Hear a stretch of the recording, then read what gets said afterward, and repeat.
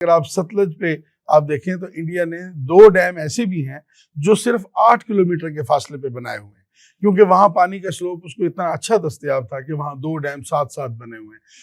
اب ایک سوال جو سوچنے والا ہے، جہاں سے اب آپ کو جواب ملے گا کہ ستلج سب سے لمبا دریا، ان تینوں دریاؤں میں سب سے لمبا ستلج ہے، سب سے چھوٹا راوی ہے اور درمیان میں چناب ہے۔ لیکن آپ یہ دیکھیے کہ پاکستان کے بارڈر پر جو ان تینوں دریا کے آخری 2 بیراجز اور ڈیمز ہیں، ان پہ پانی اکٹھا کیا گیا ہے۔ وہاں لمبے دریا کا پانی بھی اسی وقت وہاں پہنچایا گیا ہے، چھوٹے دریا کا بھی، اور اس کے بعد جب ان تینوں دریاؤں کے آخری 3 بیراج جو ہیں وہ فل چارج ہوئے ہیں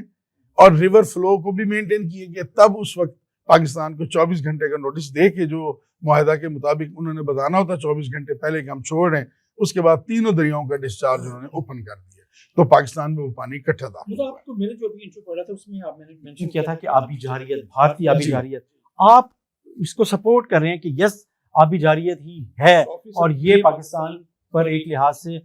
پانی کے ذریعے حملہ ہے پاکستان کی معیشت۔ جی، میں تو ہر جگہ اس کو واٹر بم کہہ رہا ہوں، یہ واٹر بم ہے۔ گزشتہ جو انڈیا پاکستان کے درمیان جو جنگ ہوئی، جس میں ہم نے تاریخی کامیابی حاصل کی، اس میں ہم نے ایئر فورس اور میزائل برسائے، انڈیا کو اب موقع ملا، اس نے پانی برسا دیا، تو یہ بالکل ایک اسٹریٹجیکل موو ہے۔ پانی کو انہوں نے استعمال کیا، پانی انہیں اللہ نے دیا ہے، بارش اللہ نے برسائی، لیکن پھر اس پانی کو ہتھیار کے طور پہ مینیج کرنا اور اس کو مینیپولیٹ کرنے میں ان کی سوچ اور پورا عمل دخل ہے۔